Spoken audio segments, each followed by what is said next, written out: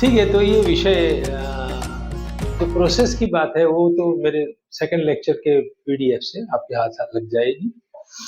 थोड़ा बहुत मैंने आइडिया दे दिया है। पांडुलिपियां एकत्र करना, सहायक सामग्री एकत्र करना, संतुलन पत्रिका बनाना, संतुलन पत्रिका में जो पाठभेद इत्यादि है, अशुद्धियां हैं, उसका तुलनात्मक अध्ययन करना, उसके आधार पर वंश वृक्ष बनाना, और वंश वृक्ष में ही आपको वाचना भेद दिखाई पड़ेगा कि 2 तरह की पाठ परंपराएं हैं या 3 तरह की पाठ परंपराएं हैं। ठीक, उन दोनों में भी पौर्वापर्य खोजना पड़ेगा कि इनमें से कौन मूल के नजदीक है, कौन प्राचीनतम है, जिसके आधार पर पाठ चयन होगा। हाँ, अब ये पाठ चयन वो अंतिम चरण है।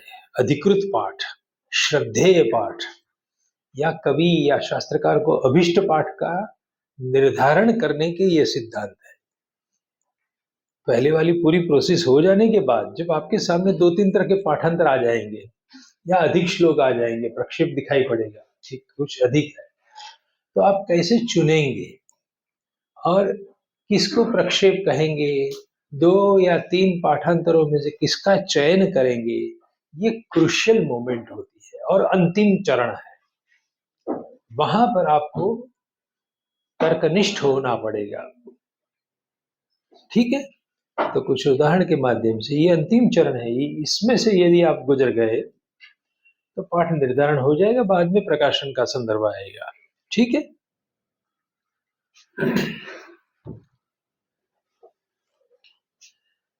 तो सदियों पहले ग्रीक बाइबल के अलावा जो भाषांतरित बाइबल थे उनको जलाया गया। ग्रीक में होना चाहिए, ग्रीक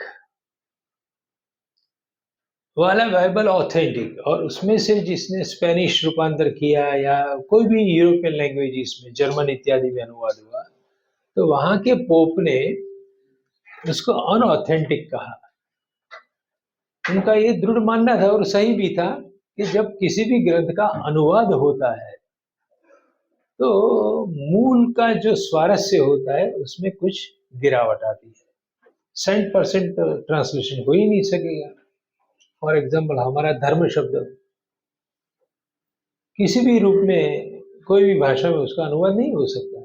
धर्म के अर्थ छटाएं बहुत है भारत देश में, जिसका अनुवाद करना संभव नहीं है। तो उन लोगों ने भी ग्रीक भाषा से अलावा जो भी भाषा में बाइबल के अनुवाद हुए थे उनको जलाया, राजाज्ञा के माध्यम से।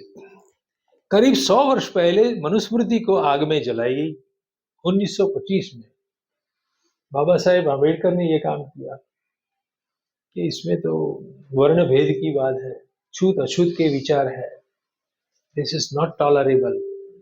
बात सही है, मनुस्मृति में ऐसे अनेक विधान हैं जो आज की बुद्धि, स्वतंत्र भारत की बुद्धि, जो बहुत कुछ पुरानी सोच से बाहर निकल गई है, उसको मान्य नहीं होगा। लेकिन that was not the right approach. न बाइबल को जलाना, न मनुस्मृति को जलाना। तीसरा एक संदर्भ, अभी वो स्वामी प्रसाद मौर्य है ना, वो कौन नाम है, वही नाम है ना, जिन्होंने रामचरितमानस को जलाया। क्यों? उसमें भी आपत्ति है। ढोल गंवार शूद्र पशु नारी ये ताड़न के अधिकारी। हटाओ, तुलसीदास क्या समझते हैं? नारी शक्ति खड़ी हो जाएगी। ढोल गंवार शूद्र पशु नारी, उस नारी भी जोड़ दिया। तो ऐसी पंक्तियां, एक पंक्ति के कारण इतना अद्भुत रामचरितमानस उसको जलाने की अब वर्तमान काल में हुआ। ऐसा क्यों होता है? It is because we the academicians, शिक्षण संस्थानों में पढ़ रहे हैं, पढ़ा रहे हैं, हम लोगों की उपेक्षा का ये कारण है। हमें ये तय करना चाहिए रामचरितमानस की सभी पांडुलिपियां एकत्र करके, मनुस्मृति की पांडुलिपियां एकत्र करके, कि कितना प्राचीनतम भाग है जो मनु ने लिखा हो सकता है और कितना बाद में जुड़ा हुआ है। अंग्रेजों से पहले 800 साल मुस्लिम शासन चला यहाँ। तो मुस्लिम सल्तनत इस्लाम के नियम पर चलती थी। वो अपनी महिलाओं को जनान खाने में अंदर रखती थी, बाहर जा नहीं सकते थे। मूल भारत की संस्कृति को ऐसी रही है कि हम हमारे शौच कर्म के लिए हमारे खेतों में जाते थे। घर में टॉयलेट था ही नहीं। घर में टॉयलेट लाने का काम ये मुगल पीरियड में हुआ। अब उसको उठा के बाहर फेंकने कौन जाए? तो हम हिंदुओं को, जो निर्बल हिंदू थे, उनको पकड़ कर उन्होंने उनसे ये काम करवाया, जिसके कारण उसको अछूत घोषित करना पड़ेगा। पहले वो बात थी ही नहीं। महिला ढोने की बात पहले थी नहीं आर्य संस्कृति में, क्योंकि हम बाहर उद्यान में जाते थे, खेतों में जाते थे।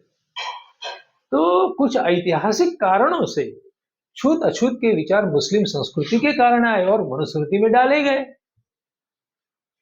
तो ऐसे सही अर्थ में इंटरपोलेटेड पोर्शन, जो कुछ ऐतिहासिक परिबल के कारण, कुछ सामाजिक कारणों के कारण ऐसे कुछ भाग अंदर जुड़े गए, जो आज के स्वतंत्र भारत में मान्य नहीं हो सकते। इसीलिए पूरी मनुस्मृति को जला दो, पूरे रामचरितमानस को जला दो, जैसे बाइबल को जलाया गया। This is world over. ये प्रवृत्ति किसी एक ग्रंथ विशेष की बात हम नहीं कर रहे हैं, और हम बात कर रहे हैं शिक्षण संस्थान में बैठकर बात कर रहे हैं। हमारा कोई धर्म नहीं है, हमारा एक ही धर्म है, पाठालोचना। कि मूल में क्या होगा, आप समझे? अद्यावधि जो भारत में पाठालोचना नाम का कोई विषय ही नहीं था, मौलिक पाठ खोजने की दिशा में नहीं चले हम, जिसके कारण समाज में आपसी वैर भाव पैदा होगा। आप लोगों ने, मनुवादियों ने ऐसा लिखा, ब्राह्मणों ने ऐसा लिख दिया, हम अंदर अंदर लड़ने लगे। हमने इतिहास की ओर देखा नहीं कि कौन से कारणों से ये सब आके गिरा है हमारे पास। आप समझे? तो वर्तमान में किसी राजकीय नेता ने रामचरितमानस को भी जलाया, किसी अन्य विद्वान ने रामचरितमानस के प्रचलित पाठ में भाषिक सुधार किए। चित्रकूट पीठाधीश्वर, तुलसी पीठाधीश्वर रामभद्राचार्य, जगत गुरु रामभद्राचार्य जी, उन्होंने ढोल गवार शूद्र पशु नारी, ये ताड़न के अधिकारी, पंक्ति को ही बदल दी, एमेंडेशन किया, पाठ सुधारणा कर दी।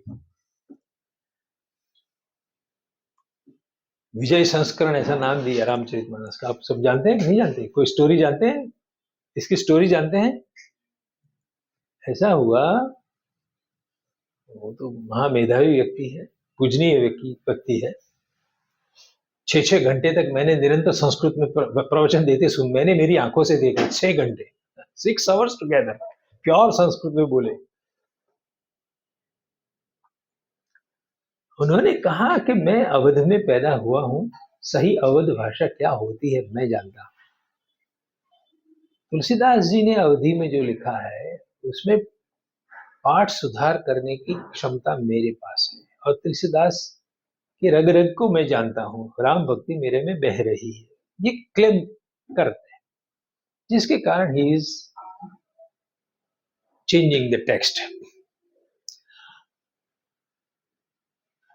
प्रकाशन हो गया, महाकुंभ का मेला लगा, साधु संत समाज ने कहा तुम कौन होते हो रामचरितमानस को बदलने वाले, आपको हम शाही स्नान में भाग नहीं लेने देंगे जब तक आपने रामचरितमानस का जो नया संस्करण निकाला है, जिसमें कहीं स्थान पर पाठ भेद कर दिए है, आपने पाठ परिवर्तित कर दिए है, पाठ परिष्कृत कर दिए है, वो मान्य नहीं है।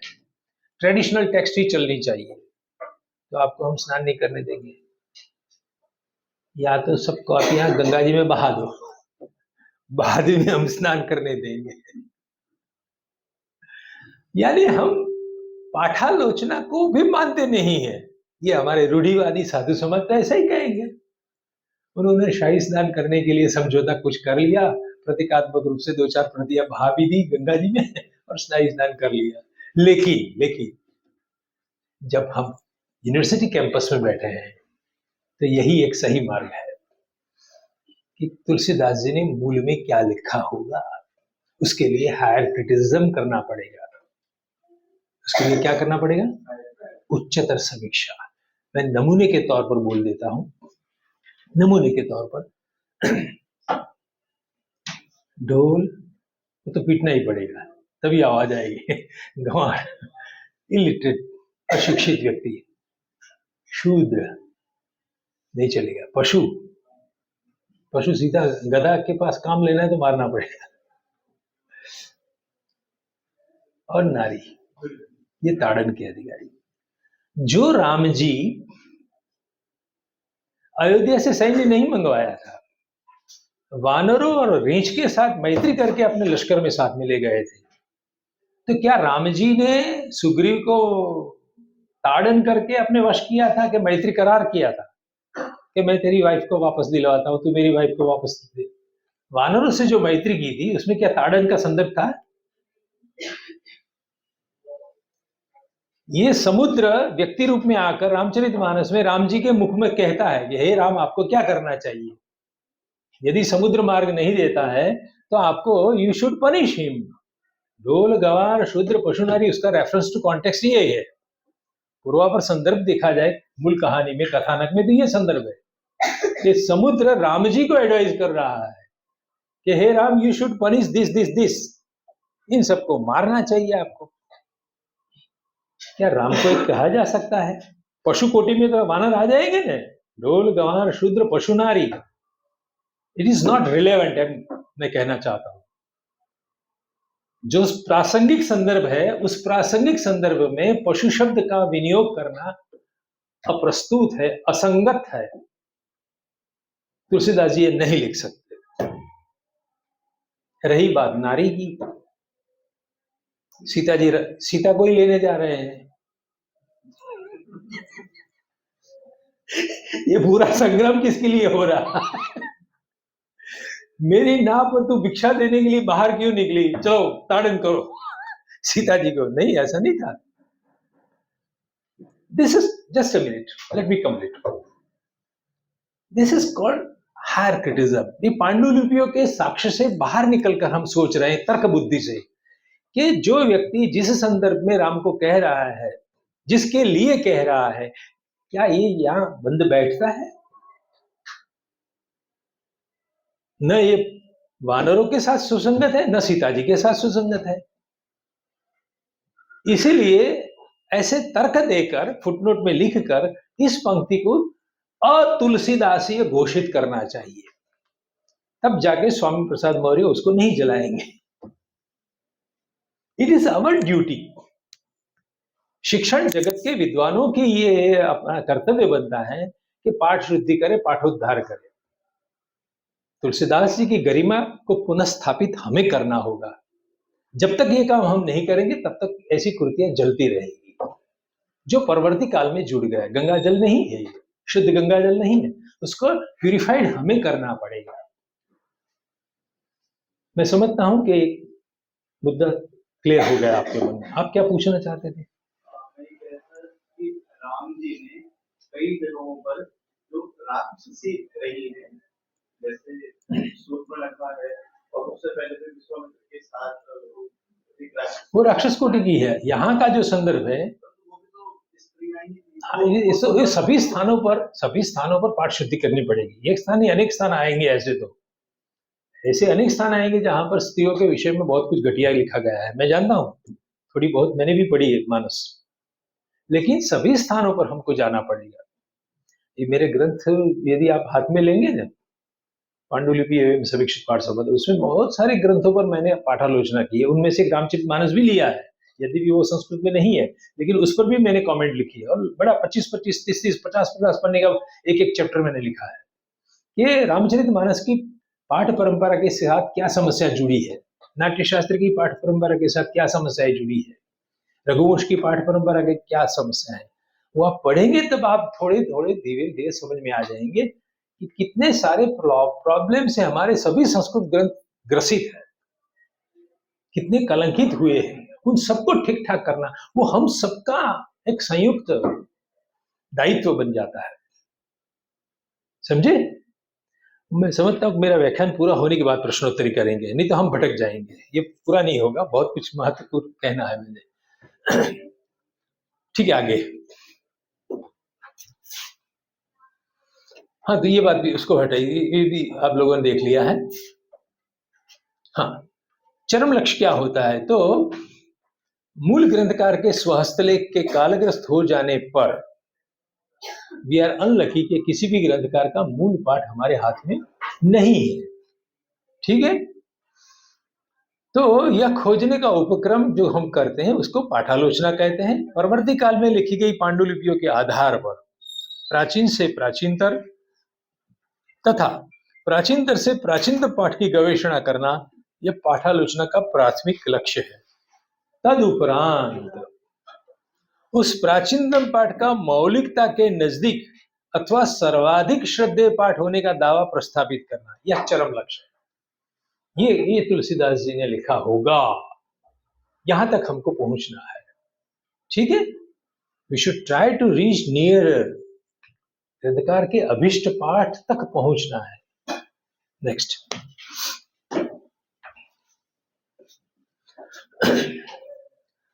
अब पाठालोचना इतिहासानुप्राणित तुलनात्मक अध्ययन, नॉट ओनली कंपैरेटिव स्टडी। उसमें पांडुलिपियों का पौर्वापर्य, 17वीं शताब्दी की पांडुलिपि में ये है, 16वीं शताब्दी की पांडुलिपि में ये है, 14वीं में ये है, 12वीं शताब्दी वाली पांडुलिपि में क्या है।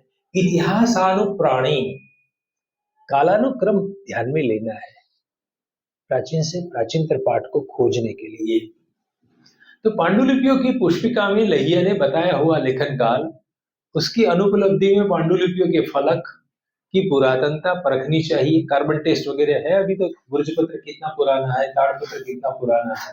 ठीक है, मान लीजिए कि किसी लहिया ने पुष्पिका में कुछ नहीं लिखा है, जैसे नंदी नागरी की उसने डिसाइफर की मुकुल में, तो नंदी नागरी की तीनों पांडुलिपि में कहीं पर किसी अंक के अंत में या पूरे नाटक के अंत में नहीं लिखा है कि किस लहिया ने लिखा, कहाँ पर बैठकर लिखा, किस संवत्सर में लिखा।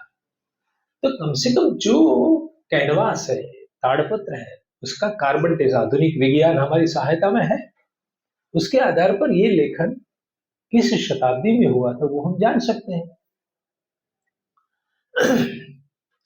क्योंकि हमें वर्तमान में उपलब्ध दोहरी पांडुलिपि के सहारे कवि या शास्त्रकार के नजदीक पहुंचना है। किसी भी ग्रंथ की एकाधिक पांडुलिपियों में संचरित हुए पाठों का तुलनात्मक अध्ययन हमें दिखाता है कि इनमें परस्पर में पाठभेद है, अशुद्धियां हैं, पाठ्यांश का कम ज्यादा लिखा हुआ है। सारांशतः उपलब्ध पांडुलिपियों में उस ग्रंथ का पाठ एक समान नहीं है। तुलनात्मक अध्ययन का यह पहला फल है। ये ध्यान में आएगा कि सर्वत्र एक रूप पाठ नहीं है। ज्ञान भारत के मंच पर कहने के लिए बड़े बड़े, मैं नाम नहीं बोल पाऊंगा, आई एम एक्सट्रीमली सॉरी, इतने बड़े व्यक्ति को मंच पर खड़ा कर दिया, जैसे वो सर्वज्ञ है। उन्होंने कहा कि बहुत सारी ऐसी पांडुलिपियां होगी जो छप चुकी होंगी या एक ही होगी, जो सबसे पुरानी इसी एक को ही संरक्षण करना चाहिए। तो ये मूर्खतापूर्ण स्टेटमेंट है। सब एक जैसी होगी, सबकी जरूरत हमें नहीं है। जानता नहीं है हाउ टू एडिट। मैं जानता हूं कि 250 मैन्युस्क्रिप्ट शाकुंतल की एकत्र करने के बाद क्या परिस्थिति, कालिदास कैसे स्वरूप में हम सामने आते हैं। तो ऐसे भी कुछ एडमिनिस्ट्रेटर वहां आ गए हैं कि जो मैन्युस्क्रिप्टोलॉजी क्या है, क्रिटिकल टेक्स्ट एडिटिंग क्या है, वो जानते ही नहीं है। वो हमारा निर्णय करने में तराजू लेके बैठ गए हैं कि इतनी पांडुलिपियां रखो, दूसरी का हटा दो। ऐसा भी एक काम चल रहा है, मूर्खतापूर्ण। तदनंतर मूल या प्राचीनतर पाठ का क्या रहा होगा, ऐसा प्रश्न उठता है। यहीं से पाठालोचना का कार्य शुरू होता है।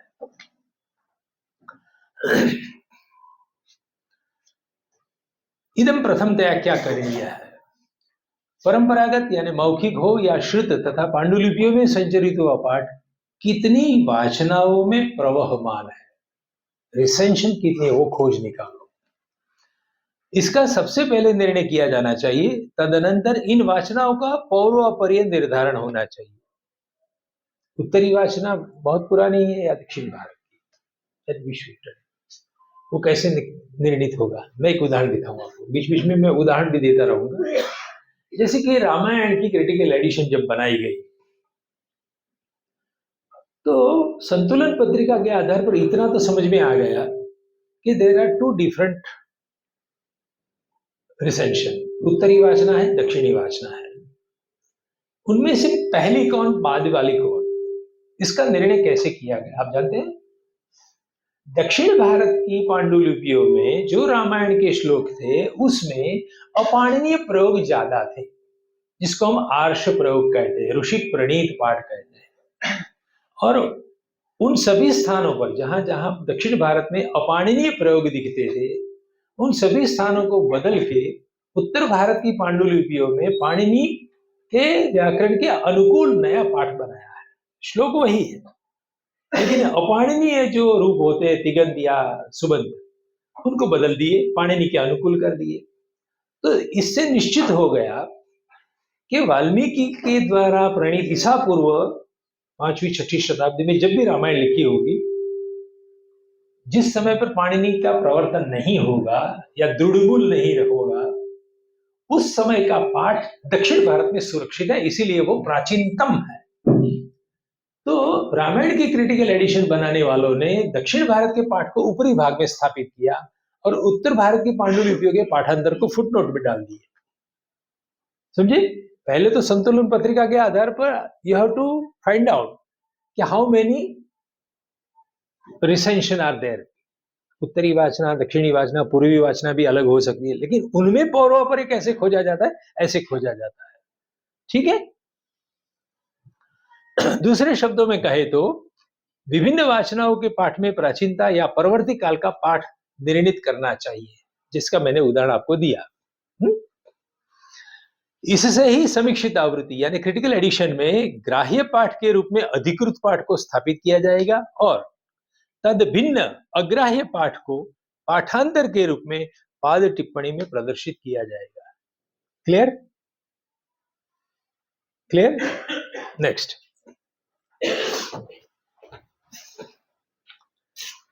अब देखिए सिद्धांत नंबर 1, प्रमुख सिद्धांत, उनमें से पहला एक सिद्धांत, बृहद पाठ की अपेक्षा से लघु पाठ प्राचीनतर होता है। जब किसी भी ग्रंथ की दो परंपराएं दिखती है, उत्तरी वाचना, दक्षिणी वाचना, उनमें से किसी में ज्यादा श्लोक होंगे, किसी में कम होंगे, तो जो बृहद पाठ है, लॉन्गर वर्जन है, वो लॉन्गर वर्जन बाद में आता है। जो शॉर्टर रिसेंशन होती है, जिसमें श्लोक संख्या कम होती है, वो प्राचीनतम होती है। और यह सिद्धांत प्राय सभी ग्रंथ पर लागू होता है, ऐसा अनुभव बोल रहा है। ठीक है?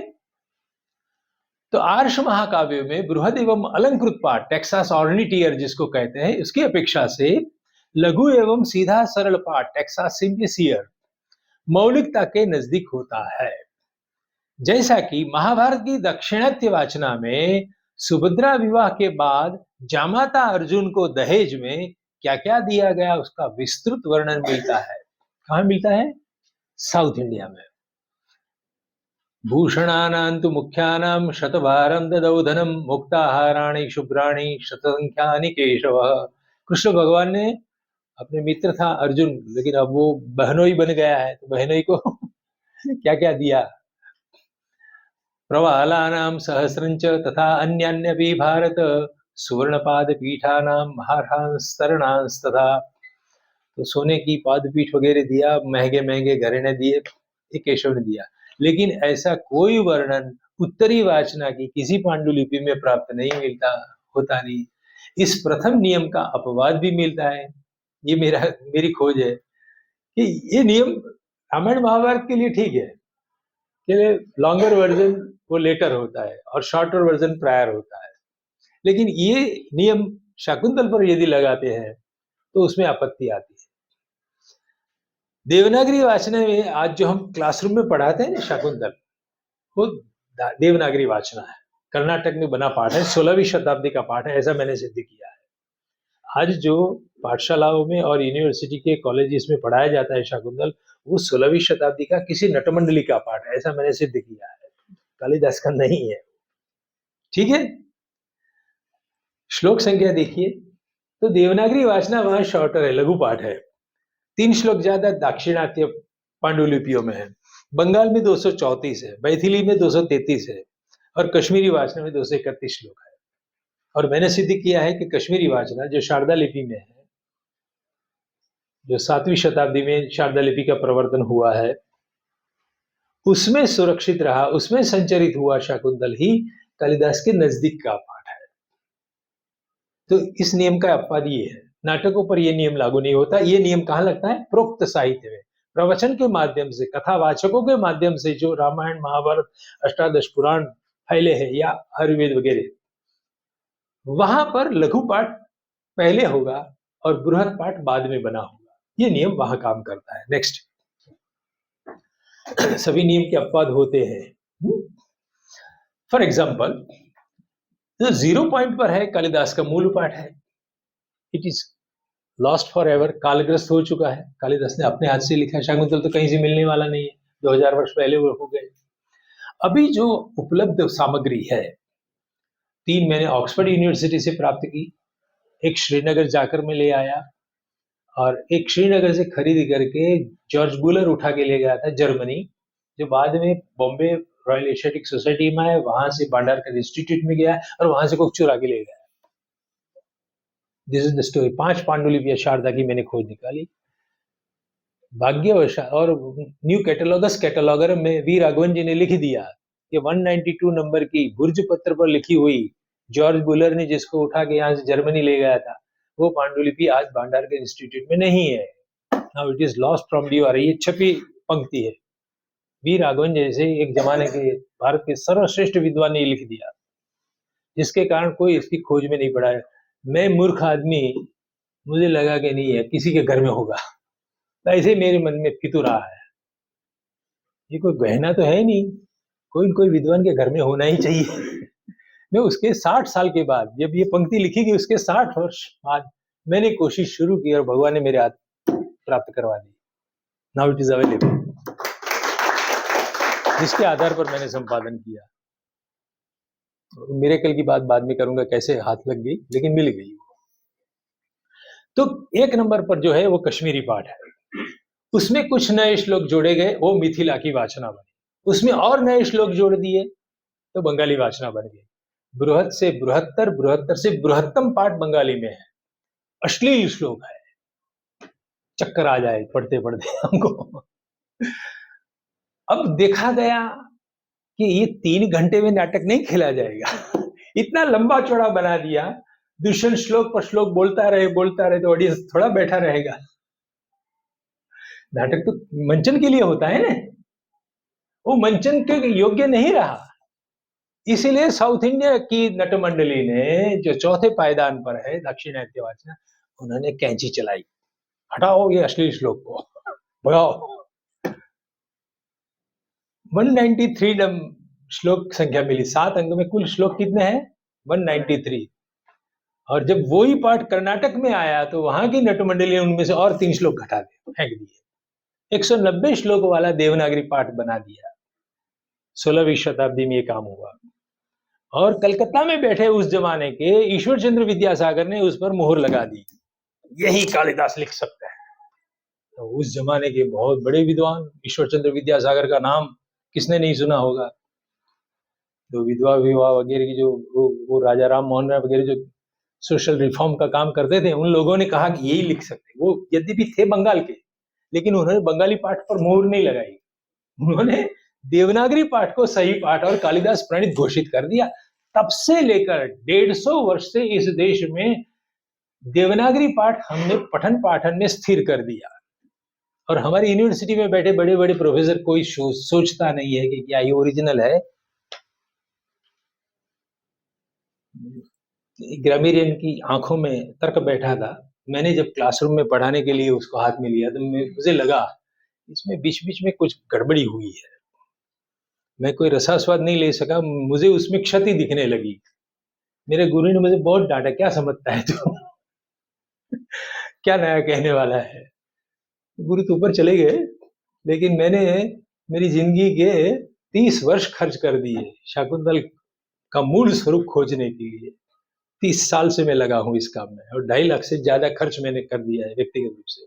तब जाकर ये चित्र आप देख रहे हैं। दिस इज कॉल्ड पाठ यात्रा, journey of the text. Kalidas को हिमालय के निवासी मानने वाले बहुत है। तो कश्मीरी लिपि में संचरित हुआ शाकुंतल, जिसका एक्चुअली नाम है विज्ञान शकुंतला नाटकम, इस नाटक के शीर्षक से लेकर भरतवाक्य पर्यंत एक भी वाक्य सलामत नहीं है, सब में पाठांतर है, most difficult to edit. Kalidasa का ये नाटक का मूल स्वरूप खोजना, इसमें 30 साल लग गए, इतनी सारी पांडुलिपियां देखनी पड़ी दुनिया भर की, तब जाके journey of the text internal evidence से मैंने सिद्ध किया है। ठीक है, नेक्स्ट।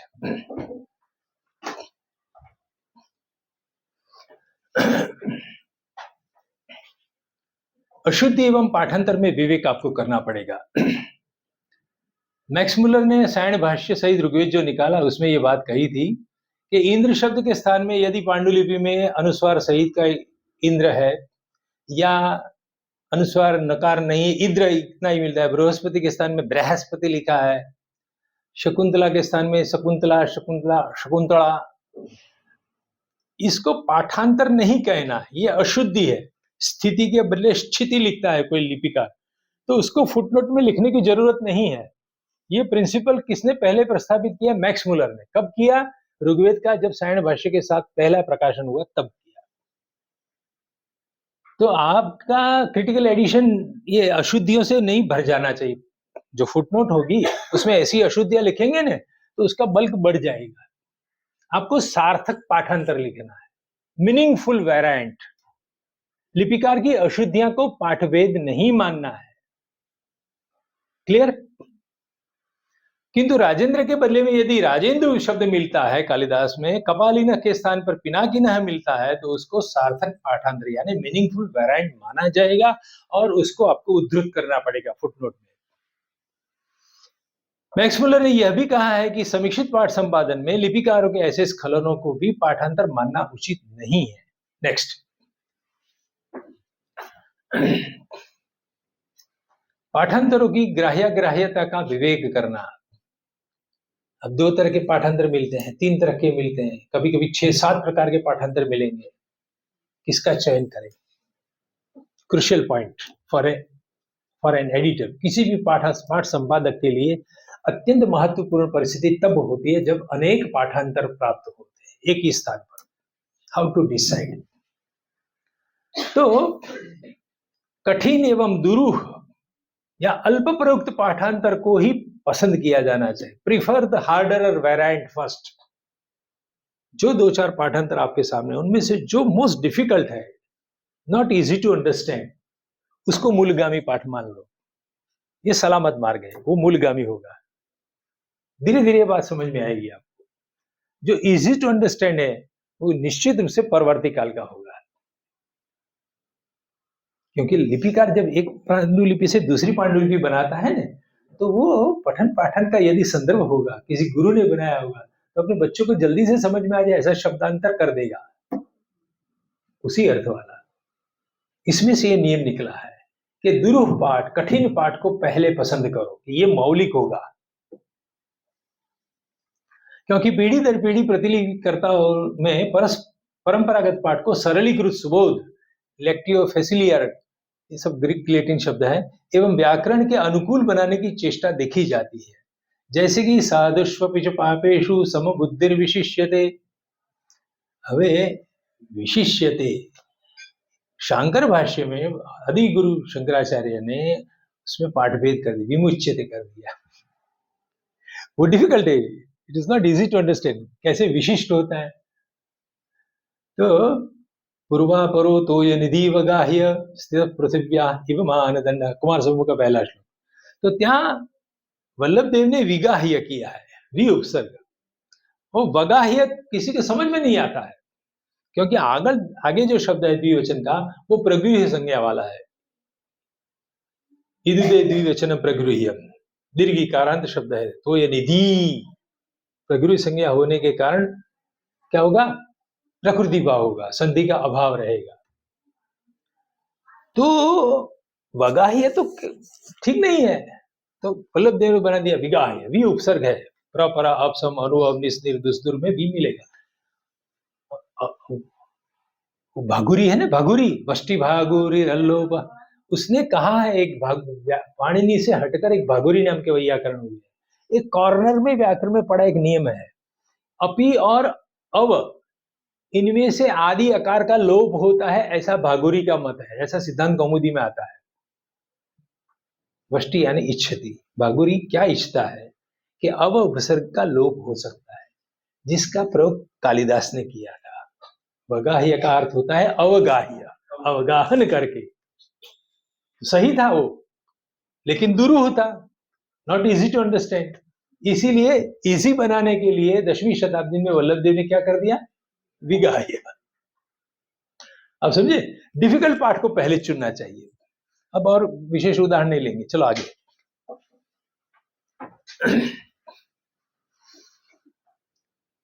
पाठांतरों में ग्राह्य अग्राह्यता का निर्णय कैसे करें? तो अनेक पाठ वेदों में से जिस पाठांतर में आंतरिक संभावना, इंट्रिंसिक प्रोबेबिलिटी में दिखती हो, ऐसे पाठांतर को ग्राह्य रखना चाहिए। फॉर एग्जाम्पल, शाकुंतल का आरंभ होता है प्रथम अंक में, और नेपथ्य से उक्ति आती, भो भो तपस्विनः सन्निहिता भवत तपोवन सत्वरक्षायै। कुछ पांडुलिपियों में सत्र रक्षायै ऐसा पाठांतर है। सत्व यानी प्राणी। अरे तपस्वी लोग अपनी अपनी झोपड़ी से बाहर निकल के आओ, कण्व मुनि के आश्रम के तपस्वियों को कहा जाता है। हमारे आश्रम के पालतू प्राणी की, मृग की रक्षा करने के लिए आप सब एकत्र हो जाइए। सत्व रक्षा है, सत्वम प्राणी, मृग इत्यादि।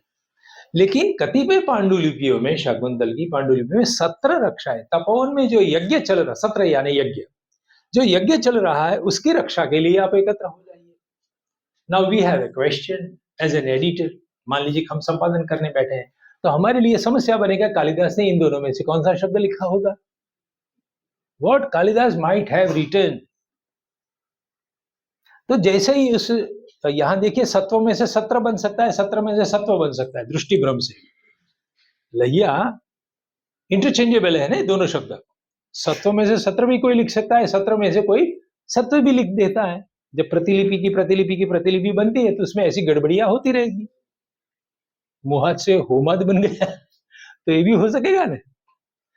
तो अब देखिए, प्रतिलिपिकरण के दौरान लहिया ने दृष्टि भ्रमवशात त्व को त्र बना दिया हो सकता है। मूल में कालिदास ने क्या लिखा होगा, ये हमारी समस्या है। तो पूर्वापर संदर्भ को देखो, रेफरेंस टू कॉन्टेक्स्ट, टेक्स्ट को पूरी पढ़ो, केवल यहां पर स्टिक चौंट के बैठ न जाओ। आगे पीछे देखो तो आगे ऐसा वाक्य आता है, प्रत्यासन्न किल मृगया विहारी पार्थिवो दुष्यंत। अरे नजदीक में है वो राजा दुष्यंत कि जो मृगया विहारी है, शिकार के निमित्त से आ रहा है। अब मुझे कहिए, दुष्यंत क्या राक्षस था? वो यज्ञ ध्वंस करने के लिए नहीं आ रहा है, वो तो किस निमित्त से आ रहा है? मृगया के लिए आ रहा है। तो दुष्यंत का जो विशेषण जोड़ा है यहां पर, मृगया विहारी, उससे स्पष्ट हो जाता है कि सत्व लिखा होगा। तपोवन के प्राणियों की रक्षा के लिए आप एकत्र हो जाओ, क्योंकि शिकार के निमित्त से राजा दुष्यंत आ रहे हैं। ये लिपिकार का स्खलन है, सत्र। अब समझे, आंतरिक संभावना। कथा प्रवाह में आगे पीछे वाले वाक्य देखिए तो भी आपके हाथ में निर्णय आएगा कि कौन सा पाठभेद मूलगामी होगा। क्लियर? नेक्स्ट।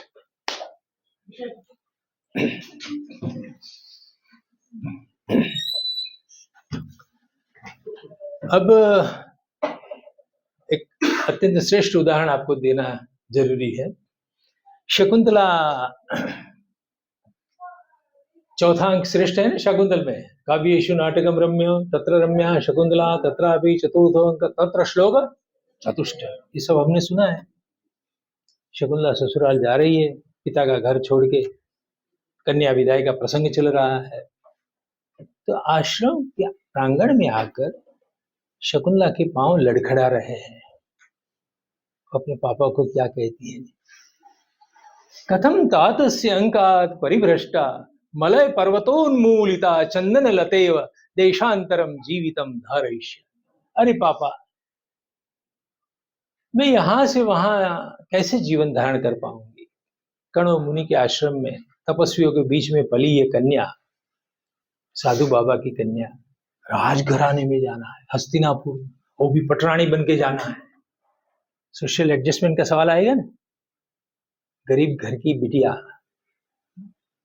करोड़पति के घर जा रही है, उसके पांव लड़खड़ा रहे हैं। शकुंतला अपने आप को क्या कहती है? मलय पर्वतोन्मूलिता चंदन लतेव, मलय पर्वत से उन्मूलित की गई चंदन लता जैसी मैं वहां कैसे टिक पाऊंगी। शकुंतला के मन की वेदना ये है। पापा के घर होते हैं तब तो 8 बजे तक सो सकते हैं, लेकिन ससुराल जाने के बाद सास के अभी तक सोती रहती है। माँ ने इतना भी नहीं सिखाया। पापा के घर का सुख अलग होता है।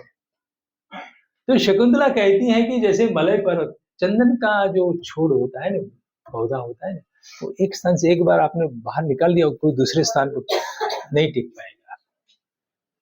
तो दिस इज द डिफिकल्टी। ये जो मनोमंथन चलता है शकुंतला का, तो मिथिला की सभी पांडुलिपियां मैंने देखी, बंगाल की देखी, दक्षिण भारत की देखी, देवनागरी देखी, सब में ये चलता है। जो हम पढ़ते हैं पढ़ाते हैं, आपके घर में जो भी शाकुंतल देख लेना, यही वाक्य है। तो मैथिली, बंगाली, दक्षिण, देवनागरी सभी वाचनाओं में शकुंतला के लिए प्रयुक्त किया गया उपमान चंदन लता का है। किंतु जब मैंने for the first time 3 Oxford से, एक श्रीनगर से, एक भंडारकर इंस्टीट्यूट से प्राप्त की, तब उनमें इसी स्थान पर पूरा नया वाक्य निकला। एक वाक्य का पाठांतर है। शारदा परंपरा में क्या वाक्य है? कथम तातस्य अंकात परिभ्रष्टा, मलय पर्वत वाला नहीं है, करिसार्ध परिभ्रष्टा करेणुका एव कथम तत्र जीवितम धारयिष्य। करिसार्थ यानी हाथियों के झुंड से बिछड़ गई छोटी सी हथिनी जैसी मैं वहां हस्तिनापुर में कैसे टिक पाऊंगी। वो अपने आप को कैसी कहती हैं? करिसार्थ से परिभ्रष्ट हुई करेणुका, क प्रत्यय है ना, करेणु शब्द हथिनी के लिए, उसमें क बाल, बालक, अल्पार्थिक क प्रत्यय होता है। तो करेणुनी करेणुका, मैं छोटी सी हथिनी जैसी वहां कैसे टिक पाऊंगी पापा। Now we are in a dilemma. इन दोनों में से कालिदास ने क्या लिखा होगा? शकुंतला ने क्या अपने आप को करिसार्थ से परिभ्रष्ट हुई करेणुका कही होगी या चंदन लता कही होगी? As a editor we have to decide. ठीक है। एक और इतनी सारी लंबी परंपरा है, मिथिला, बंगाल, पूरे देश में मेजॉरिटी ऑफ द मैन्युस्क्रिप्ट चंदन लता के पक्ष में जा रहा है। और अल्पसंख्यक केवल 5 पांडुलिपियां मेरे पास है शारदा लिपि में लिखी, जिसमें करिसार्ध परिभ्रष्टा करेणुका इव वाला उपमान चलता है। ये अब ये डिसाइड करता हूं, ये हायर क्रिटिज्म का एरिया। अब पांडुलिपियों के साक्ष्य से बाहर निकल जाओ। कितनी पांडुलिपियां किस पक्ष में है उसको भूल जाइए, तर्क लगाइए। तो हिमालय की गोद में चंदन लता, चंदन के वृक्ष नहीं होते हैं, और बॉटनिकल ट्रूथ भी नहीं है, चंदन की लता नहीं होती, चंदन के बड़े बड़े पेड़ होते हैं। चंदन लता शब्द itself is unscientific, botanical truth नहीं है। चंदन के तो वृक्ष होते हैं, चंदन की लता नहीं होती, वेल नहीं होती है। कालिदास ऐसा गलत लिख सकते हैं जो हकीकत में है ही नहीं चंदन लता। ध्यान से समझिए, तर्क नंबर 1 वनस्पति शास्त्र के विरुद्ध है चंदन लता का होना। ज्योग्राफिकल ट्रूथ भी नहीं है। शकुंतला बैठी है मालिनी नदी, मुकुल के घर के पास मालिनी नदी है उत्तराखंड में। कण्व मुनि का आश्रम कहाँ है? मालिनी नदी के तट में है। वो जहां से वही कर्ण आश्रम। हाँ, तो सुनिए बात कि जो शकुंतला को जन्म देकर मेनका आकाश में चली गई अप्सरा, जो कण्व मुनि के आश्रम के पास पैदा हुई, जिसने अपने अगल बगल में हाथियों के झुंड ही देखे हैं जीवन भर, और चंदन तो वहां होता ही नहीं है, तो ज्योग्राफिकली भी ये ट्रूथ नहीं है। मलय पर्वत तो आता है, केरला में है, मलय पर्वतोन्मूलिता, वो बैठी है वहां शकुंतला कण्व मुनि के आश्रम में, वो रेफरेंस साउथ इंडिया का देगी, वो कन्या कैसे बोलेगी? हमारे एक भी संस्कृत के प्रोफेसर ये सोचा ही नहीं कि गलत पाठ है। आप समझे मेरी बात? न वो बॉटनिकल ट्रूथ है, न वो ज्योग्राफिकल ट्रूथ है।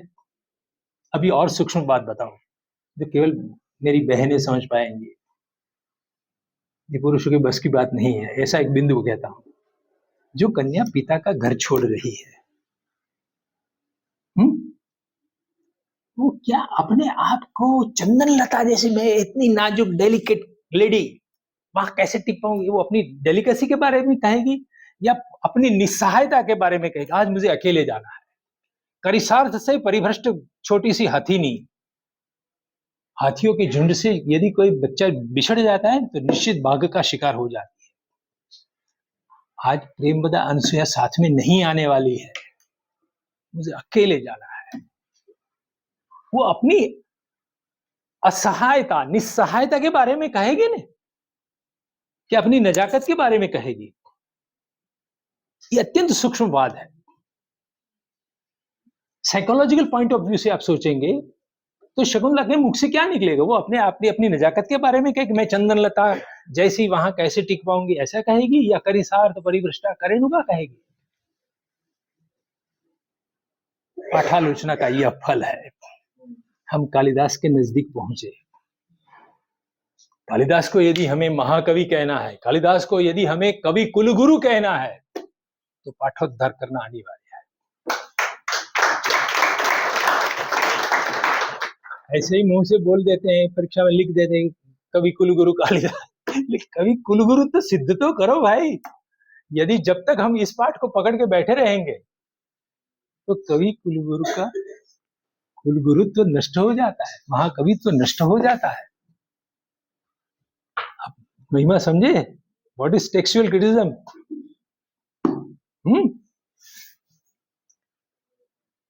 ठीक है, आगे। किरात अर्जुनीय, उसी बात है, छोड़ो, समय ज्यादा नहीं है हमारे पास।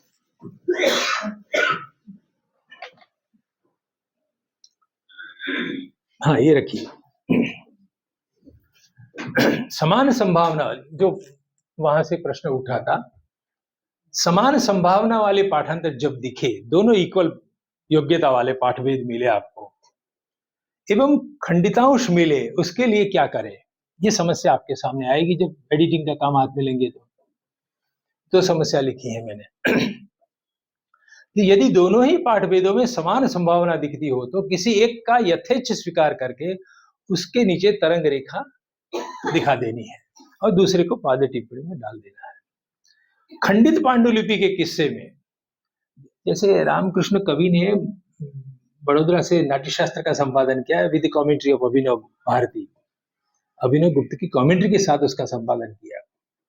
तो 2 मलयाली पांडुलिपि है सारे जगत में, अभिनव भारती की लिखी गई कश्मीर में, लेकिन उसकी सुरक्षा नीचे हुई केरला में मलयालम स्क्रिप्ट में। 2 पांडुलिपियां केवल मिली है और दोनों में भी एक पांडुलिपि में जहां खंडित अंश है उसी स्थान पर दूसरी पांडुलिपि में है, मतलब दोनों डिट्टो कॉपी है। कहने के लिए संख्या में 2 है, लेकिन पाठांतर और खंडितांश के बारे में दोनों समान है। ठीक है, एक में से दूसरी बनाई गई है। तो ऐसी पांडुलिपियों का व्याकरण छंदादि के अप्रतिकूल, उसके विरुद्ध नहीं जाना चाहिए, अप्रतिकूल शब्दों का अनुमान करके खंडित पाठ्यांश का पुनर्गठन यानी रिकंस्ट्रक्शन करना चाहिए और ऐसे रिकंस्ट्रक्टेड भाग को कोष्टक में ब्रैकेट में डालना चाहिए। उसका उदाहरण नाट्यशास्त्र के अभिनव भारती सहित की आचार्य विश्वेश्वर की किताब लेकर आपको देख लेना पड़ेगा, जो हिंदी अनुवाद के साथ प्रकाशित है। उसमें स्थान स्थान पर ऐसा रिकंस्ट्रक्शन दिखाई पड़ेगा। इज द ओनली पंडित, आचार्य विश्वेश्वर अकेले ऐसे हैं जिन्होंने अभिनव भारती के खंडित अंश का पाठोद्धार किया है, सही अर्थ में किया है। उसका उदाहरण मैं दिखाना चाहता हूं आपको कि कितने बड़े लेवल की विद्वत्ता होगी आप में, तब जाकर आप ऐसे लुप्तांश को, खंडितांश को पुनर्जीवित कर पाएंगे। नेक्स्ट,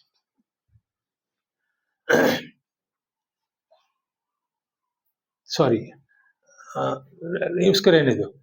उन्होंने क्या किया, मैं यहाँ में स्लाइड में नहीं लिया इसलिए मुख से कहते। विश्वेश्वर जी ने क्या कहा, 6ठा अध्याय है फॉर एग्जाम्पल, रसाध्याय, नाट्यशास्त्र का 6ठा अध्याय जिसमें रससूत्र आता है। तो पहले 5 अध्याय में जब भी अभिनव गुप्त पादाचार्य प्रत्येक अध्याय के आरंभ में कमेंट्री लिखना शुरू करते तो वहां शिव जी की एक एक मूर्ति का स्वरूप वर्णन करके उसको वंदन करते। चंद्र रूपा, सूर्य रूपा, अग्नि रूपा शिव मूर्ति, उसको प्रणाम करते जाते हैं, अष्टमूर्ति। तो जब वो छठे अध्याय में आते हैं तो पांडुलिपि में, मलयाली जो दो पांडुलिपियां, उसमें छठे अध्याय का मंगल श्लोक नहीं है। तो आचार्य विश्वेश्वर ने सोचा कि पहले 5 में जो क्रम चलता है शिव मूर्तियों का, उसमें चंद्र रूपा मूर्ति को अभी प्रणाम नहीं किए है, और छठा अध्याय रसाध्याय है, और चंद्रकार और रस का एक सीधा संबंध है। तो उन्होंने पूर्वापर संगति को ध्यान में लेते हुए छठे अध्याय का जो मंगल श्लोक लिखा है वो चंद्र रूपा मूर्ति को समर्पित किया है। उसको रिकंस्ट्रक्शन कहते हैं। घर जाके या लाइब्रेरी में जाके उसको देख लेना। छठे अध्याय में आरंभ में आचार्य विश्वेश्वर ने किस रूप में मंगल श्लोक को रिकंस्ट्रक्ट किया है। ठीक है, तो ये जब बड़ी विद्वत्ता होती है ना, तो ऐसे खंडितांश का भी पाठोद्धार वो लोग करते। जब तक ये क्षमता नहीं होगी तो वो क्या करेंगे, ब्रैकेट करके डॉट डॉट डॉट रखेंगे कि पांडुलिपि में ये श्लोक नहीं मिलता है। ओके, जब डॉट डॉट करते अब उसको प्रकाशित करेंगे तो उसको रूढ़िवादी संपादक कहा जाता है। जो रूढ़ी चली आ रही है खंडित है तो खंडित रखो। लेकिन जो उदारतावादी पाठ संपादक होते हैं वो कहते कि नहीं, हमें अपना दिमाग लगाना चाहिए। पहले 5 अध्याय में किसको प्रणाम किए, छठे में क्या होना चाहिए। तो तर्क के आधार पर उन्होंने ये साबित किया और वो मान्य भी हुआ विद्वानों में। अब इसी तरह से एक दूसरा उदाहरण लेते हैं कि पाठ सुधारणा कब की जाए, एमेंडेशन। जो पांडुलिपियों में नहीं है ऐसा कोई पाठ आप कैसे कब बनाएंगे। जहां इच्छा हो वहां आप करते रहेंगे, no, it's the most difficult task. जो 3 चरण बताए थे मैंने आपको, अनुसंधान, संशोधन और पाठ सुधारणा, लोअर क्रिटिसिज्म में। तो जो तृतीय सोपान है पाठ सुधारणा का, उसका ये उदाहरण है।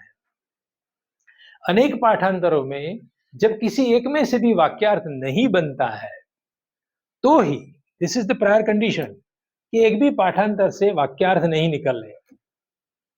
निकल रहा हो, श्लोकार्थ नहीं बनता है, ऐसा लगता है आपको, तब ऐसी अगतिक स्थिति में, अगतिकतया ही आप उसमें सुधार करेंगे। जब कोई चारा नहीं रहेगा तब परंपरागत पाठ को, पाठांतरों को छोड़कर आप कुछ नया सोचेंगे, जो व्याकरण के अनुकूल हो, जो छंद के अनुकूल हो, जो प्रसंग के अनुरूप हो। तो जब महाभारत का संपादन हुआ आदि पर्व में, उसमें करीब करीब 8,000 श्लोक है। आदि पर्व में कितने हैं? 8,000 में से केवल 36 स्थान पर वी.एस. सुक्तंकर जी ने पाठ सुधारणा की है। 8,000 श्लोक में से केवल 36 स्थान पर अपने और से कुछ नया सुझाव दिया है। उनमें से एक उदाहरण ये है, जो महाभारत की क्रिटिकल एडिशन है जो 1933 में छपी, उसकी प्रीफेस, जिसको नाम दिया है द प्रोलोगोमेना टू महाभारत। प्रीफेस नहीं लिखा है, प्रोलोगोमेना शब्द है। द प्रोलोगोमेना टू महाभारत में ये उदाहरण उन्होंने दिया है कि आदि पर्व में एक श्लोक आता है, निराहारान कृशान दीनान गर्ते आर्तान स्त्राणमिच्छतः उपसृत्य सतान दीनान दीन रूपोऽभ्यभाषत।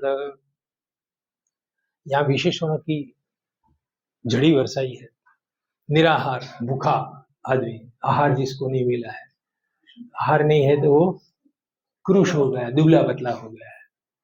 दीन है, पैसा नहीं है तब तो खाना नहीं मिलेगा, पैसे से गरीब भी है, और गर्ते, गड्ढे में जाके गिरा है। आपत्तियां की परंपरा चलती है। ऐसे कोई दीन व्यक्ति के पास जाकर दीन वदन से किसी दयालु व्यक्ति ने कुछ कहा, दीन रूपो अभ्यभाषत। अब यहां पर ये जो तारक चिन्ह है, वहां पर पांडुलिपियों के 300 पांडुलिपियां, उनमें 7 पाठांतर मिलते हैं महाभारत में। कितने?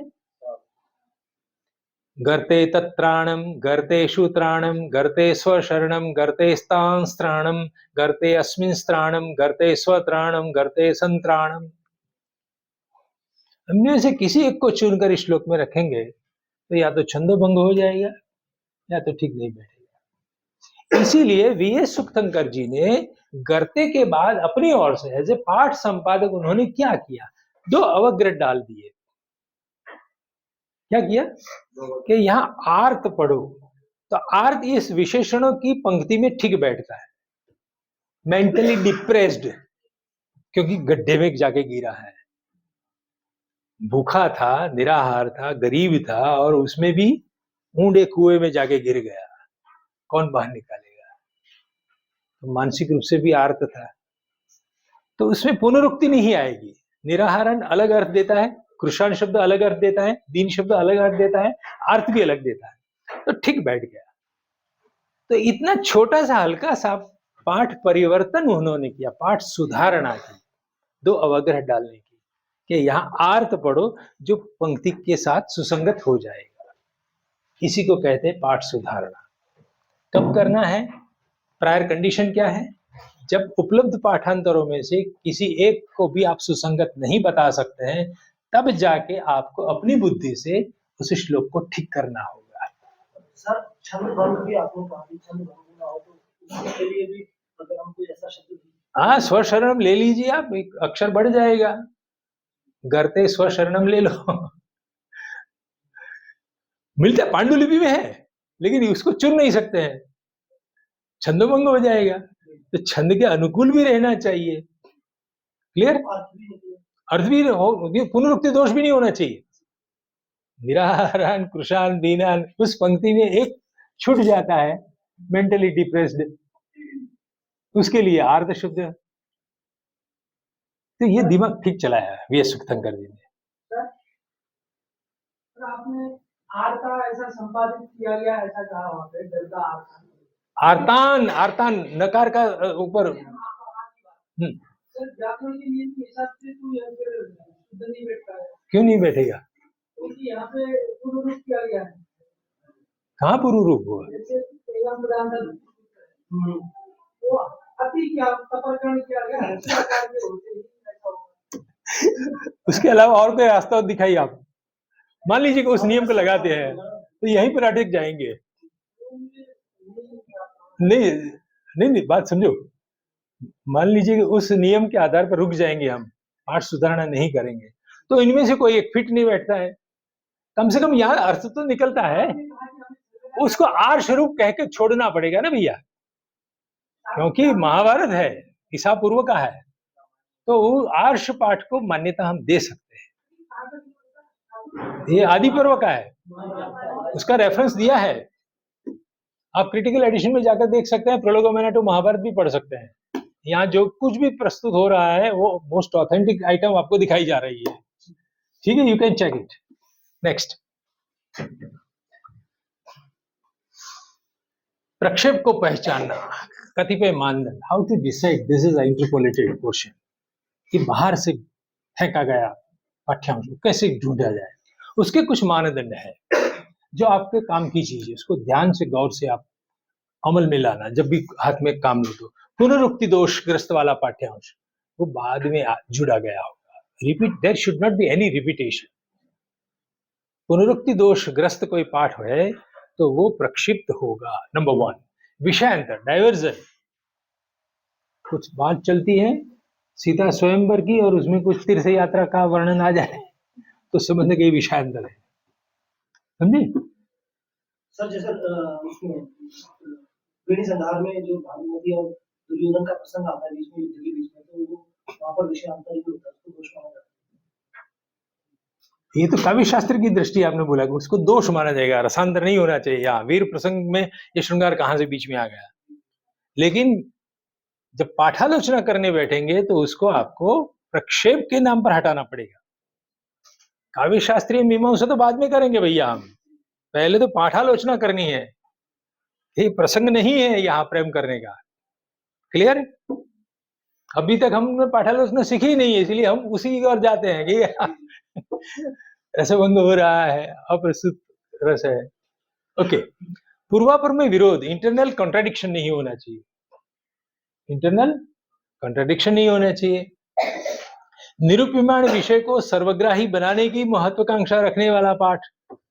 निरूप्यमान विषय, मान लीजिए कि मत्स्य पुराण लेके बैठे हैं, वायु पुराण लेके बैठे हैं, उसमें बीच बीच में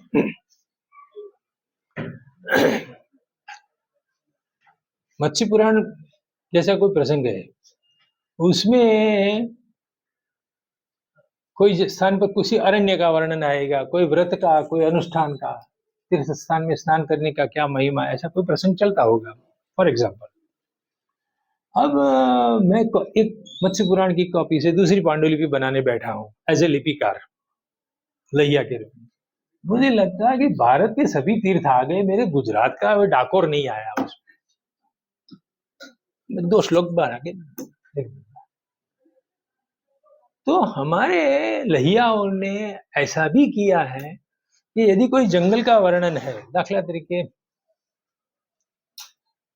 खांडव वन दहन महाभारत में, अर्जुन ने इंद्रप्रस्थ बनाने के लिए एक जंगल को जला दिया। उसमें कौन कौन से वृक्ष को जलाए उसकी यादी आएगी, एक लिस्ट आएगा कि ये झाड़ जलाए। मैं कॉपी करने बैठा सोचता हूँ कि अरे हमारे गुजरात का नीम का पेड़ तो नहीं आया, बनाओ श्लोक एक। तो लिस्ट को परफेक्ट करने के लिए भी ऐसे नए श्लोक जोड़े जाते हैं, और ऐसे नए श्लोक किसी प्रांतीय पांडुलिपि में ही मिलेंगे, सारे देश की अन्य पांडुलिपि में नहीं होंगे। तो किसी विषय की निरूप्यमान विषय को सर्वग्राही और एनसाइक्लोपीडिक बनाने के लिए भी कुछ नए श्लोक जोड़े जाते हैं, उसको पकड़ लेना। सर, जो आपने फिर प्रथम सत्र में कहा था जैसे रामायण है, उसको भी सर्वग्राही बनाने के लिए कोई बंगाल का व्यक्ति भी पड़े तो उसको लगेगी ये हमारे यहाँ पे। हाँ, कोई आयुध की बात चलाए, राम के हाथ में आयुध रख देगा, वो भी चलाया रावण को मारने के लिए। अंतर इसीलिए, अंतर नहीं खोजो भैया, क्या मैं बोलता हूं, ऐसा जो प्रक्षेप होगा वो किसी एक प्रदेश की पांडुलिपि में ही दिखाई पड़ेगा, अन्यत्र नहीं होगा। वो उसका प्रमाण बनेगा। यदि वाल्मीकि ने लिखा होगा तो भारत देश की सभी पांडुलिपियों में ये शस्त्र होना चाहिए, किसी एक पर्टिकुलर प्रदेश में ही क्यों ये श्लोक मिलता है, इससे मालूम होगा कि ये प्रक्षिप्त है। क्लियर? अप्रासंगिक या अप्राकरणिक लिखने को गड़बड़ हो गई है। पाठ्यांश, अर्वाचीन संदर्भों का समावेश करने वाला पाठ्यांश। अभी अभी ब्रह्मवैवर्त पुराण की कुछ पांडुलिपियां हाथ लगती है, तो उसमें मुस्लिम सुल्तान को सूरत त्राण बना के रख दिया है। अब ये मुस्लिम प्रजा सूरों का त्राण कैसे करेगी, सूरत त्राण कैसे बनेगी? लेकिन बिना समझे ऐसे सुल्तान शब्द को संस्कृताइज करने के लिए कुछ लोग बनाए जाते हैं, जिसको भी प्रक्षिप्त घोषित करना चाहिए। शैली में विरोध दिखाई देना, दरेक कवि की शैली होती है, उस शैली के विरुद्ध जाने वाला कोई भाग है तो प्रक्षिप्तांश परवर्ती काल के होते हैं, उन सबको हटाना चाहिए। कैसे? तो यदि प्रक्षिप्तांश 1 या 2 श्लोक पर्यंत सीमित है तो उसको पाद टिप्पणी में शामिल कर सकते हैं, लेकिन कभी कभी पूरा अध्याय जुड़ जाएगा तो उसको उठा के आपको, यदि सुदीर्घ अध्याय या सर्ग पर्यंत प्रक्षेप दिखता है तो उसको ग्रंथ के अंत में परिशिष्ट के रूप में डालना चाहिए। ये नियम महाभारत की क्रिटिकल एडिशन में अप्लाई हुआ है। नेक्स्ट,